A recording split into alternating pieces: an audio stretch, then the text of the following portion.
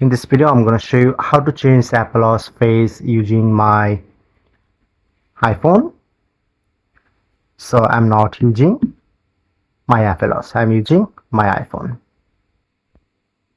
So simply at first connect your Apple's on your iPhone and go to WhatsApps. Showing it to my face. Okay. Okay, just press on to face gallery. Okay, alright.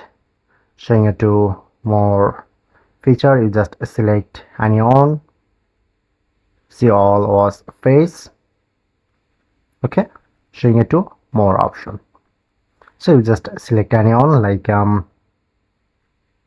select to gate. At first need to install. Just select and press on add-ons. As you can see, now add this when I press on add-ons. Now change to face. So that's it.